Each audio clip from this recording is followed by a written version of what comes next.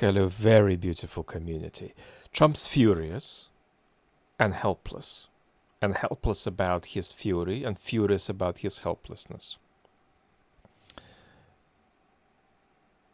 If I were an evil political advisor who wanted the very best for Trump's political career, what would I advise him now? I would say, because of the nature of your personality, that he has a personality disorder, but we wouldn't say that directly to his face if we're his evil advisor. This is a really hard decision for you, but you've got to take it. You've got to cut off now. And then push for various actors from inside and outside the region to bring about that the Straits of Hormuz are made safe for passage. The trouble with that is that you would need to be an advisor Trump really trusts, because this goes very much against his personality. His personality when he's in a corner is not to take a painfully disciplined decision that lets you get away with a big loss instead of a very big loss. His impulse is to escalate when he's in a corner. So if that advisor gets lucky, they'll get through to Trump, but there's a good chance that Trump will just be unable to stabilize his mind sufficiently to take a decision like that. Trump now understands that there is no path to regime change. He understands that what he said earlier about how the Iranian people can take power wasn't quite real. Does he understand that every regional expert warned about the consequences for the neighboring states and for the Straits of Hormuz? No, he doesn't understand that. He still thinks that that's a real surprise. How can he think that? Partly because his administration is cut off from proper expertise, not completely, but on an unprecedented level relative to previous administrations. So there's a lot of bullshit he can float in with his inner circle. But also, all of the qualifications and warnings that would have been available to him about this being the consequence weren't heard by Trump. And they weren't heard by Trump because he has such a powerful obsession and dependence on the image of him being responsible for a lot of destruction, a lot of obliteration. So if you obliterate Iran a lot, things should work out. If you see that they don't, you obliterate Iran a bit more, and then things work out.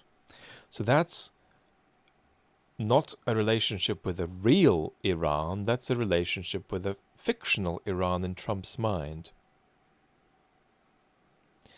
Iran is not a real place for Trump, just like the world is not a real place for Trump, just like Vladimir Putin is not a real person for Trump. He's a fantasy character who Trump elevates into an imaginary society of his own creation, and then he bathes in the glow of what happens when he occupies his place in that society together with Putin. Trump also has no way to secure the Straits of Hormuz. And that's enormously frustrating to him. He has been lashing out at allies again, making post-truth remarks about how he might not any longer want to be in NATO. He's been asking for help from allies and then posting messages saying that he doesn't need their help after all. He said that he has spoken to an ex-president who told him that they wish they were doing what Trump was doing now with Iran. But there are only 4 living presidents, and we've got, it seems, a denial from all 4 parties about any such conversation having taken place.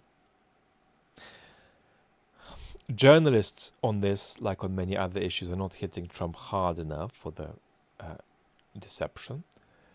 And what's disturbing in the context of Trump's personality disorder is that Trump doesn't actually think he's lied. And you might say, how on earth can you possibly say that? Surely he's going to be aware whether he had the conversation or not, and therefore he has to be lying if he didn't. If he says he has it when he surely knows that he didn't.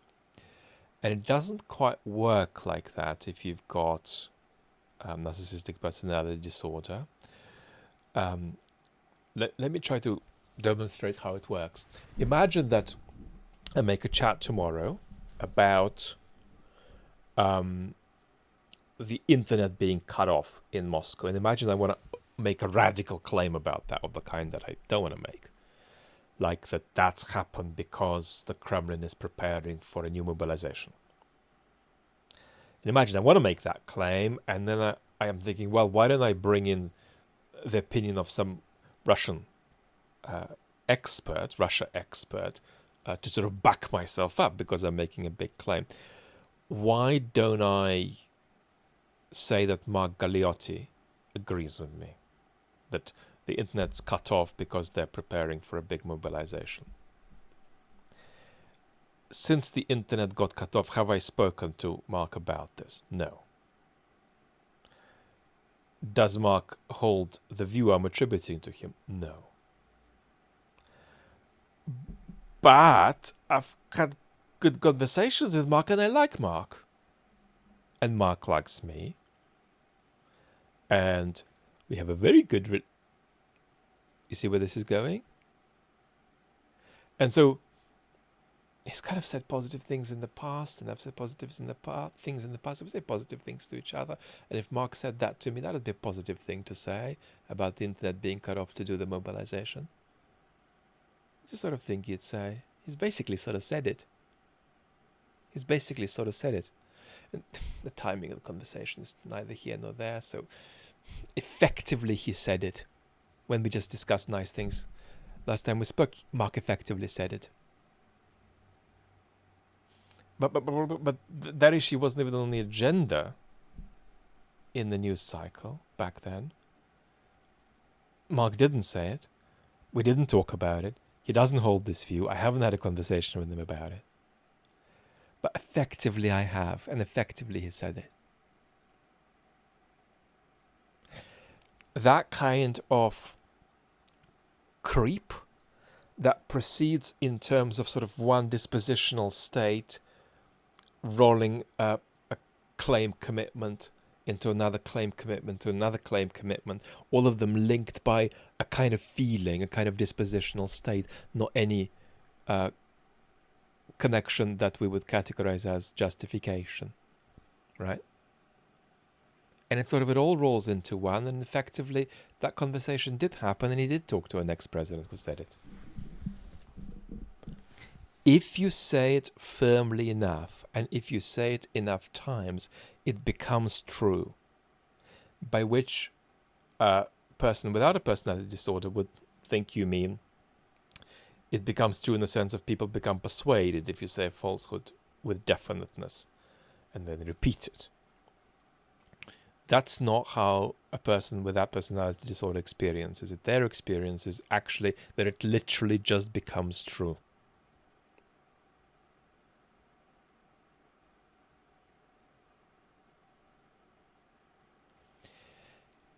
That's what post-truth action and not just post-truth communication is all about. And so the trouble for Trump is that he's now got to escalate, but he can only escalate in a post-truth world. He can only escalate in his own world that's not connected with the real world, but that escalation is going to have consequences in the real world. And he doesn't have the discipline to pull back and say, okay, I'm going to take a loss here to avoid a bigger loss. And right now, that fury and frustration has come to dominate more in his mind than the feeling he had in the initial days of just deriving vast narcissistic supply from the theatricity of the unleashing of military power. So, in Trump's post-truth world of action, the obliteration is, if you like, self-affirming in a way that transcends all other deleterious consequences. In the real world, you can have a military conflict with Iran and be winning it. You can have an economic conflict with Iran and be losing it, even if Iran is losing it too. And you can have a political conflict with Iran and be losing it, at least in the sense that the aspiration for the Iranian regime is to maintain power. And one of the aspirations for the Trump administration was that it should lose power. So in Trump's world untethered from reality, there is really no way to reckon properly with these economic and these political consequences. And so his approach for now is to just go like this and say, let's keep winning militarily even more. And perhaps there is some room to go further there, and it seems like in the White House they feel they haven't gone as far as they would have liked with that. But Trump, for now, has no solution to the economic and the political dimensions of the war, except just to do more obliteration. But it's now no longer satisfying. It's an obliteration that's less about pleasure and more about sort of as therapy for self-loathing. Because there's a kind of helplessness about the fact that the military obliteration is just not percolating. It's just not percolating to the other elements of the conflict. And now it's so complex, and especially also because people don't talk straight with Trump, he's dealing with the complexity of all the actors involved. And now the Gulf states may have in part wanted this, but they didn't want this to be something that went as far as this has gone. They didn't want it to be a regime change operation. Now, some of these Gulf states are feeling that they need to bring this to an end, but also that they're scared of whatever capacity Iran maintains. And so there's also now an escalatory feeling there that it would be good if the United States and Israel went on, even though they're absolutely outraged at Israel, it would be good if they went on and depleted Iranian capacity further. Although that too is partly magical thinking. You can deplete Iranian capacity further, sure. You can take out their capacity to fire drones. You can diminish their capacity to fire drones. You can obliterate their capacity to fire missiles. But that's not going to dislodge the regime, and it's not going to dislodge at least a certain amount of asymmetric capability for the projection of violence that Iran has. So no one really around Trump has a solution. The Europeans are sucking up to Trump while trying to stay out of it as much as they can, which actually means taking part in it to a good extent, but not anywhere near as much as Trump would like.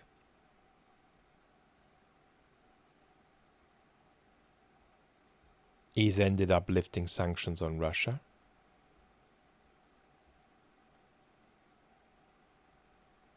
It's all overwhelming and confusing and frustrating, and it feels just unfair. If you've got a narcissistic personality disorder, this just feels like,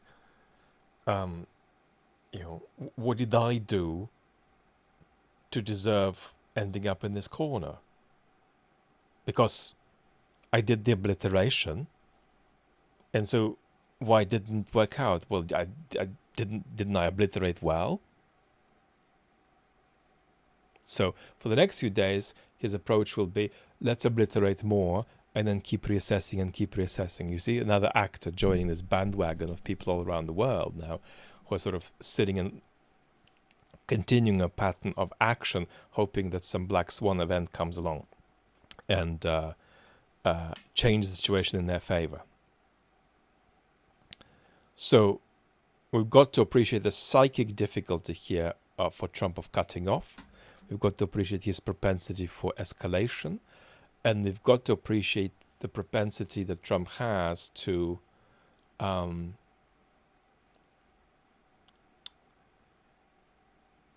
want an out in a way that is not tied to actual actors and agents in the world, not tied to actual real patterns of cause and effect in the real world. And that kind of wanting out of it is actually going to be more conducive to him escalating rather than pulling back. So this is getting worse. And it would be a very optimistic person, but hopefully a correct person, but a very optimistic person who said that we've reached the bottom.